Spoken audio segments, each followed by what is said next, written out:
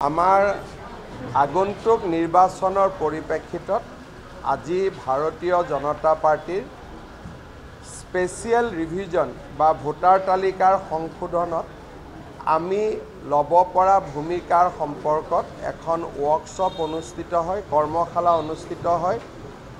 আমাৰ ৰাষ্ট্ৰীয় সাধাৰণ সম্পাদক তৰুণ চুগ আৰু ৰাষ্ট্ৰীয় সম্পাদক ঋতুৰাজ সিনহাই অংশগ্ৰহণ কৰে।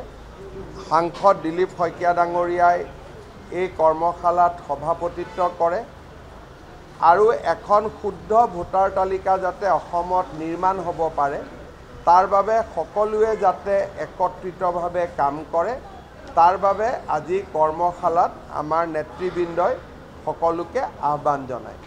মূলতঃ এইখনে সভা আছিলে। পশ্চিম কাৰ্বি আলং আৰু কাৰ্বি আলং জিলাৰ বহু কংগ্ৰেছী নেতা আজি ভাৰতীয় জনতা পাৰ্টিত যোগদান কৰিব। দিলীপ শইকীয়া ডাঙৰীয়াৰ উপস্থিতিত আপোনালোকে সেই সভাখনতো থাকিলে ভাল হ'ব। তেতিয়া আপোনালোকে গম পাব যে কিমান মানুহ কেনেকৈ আমাৰ দলত যোগদান কৰিব আহিছে।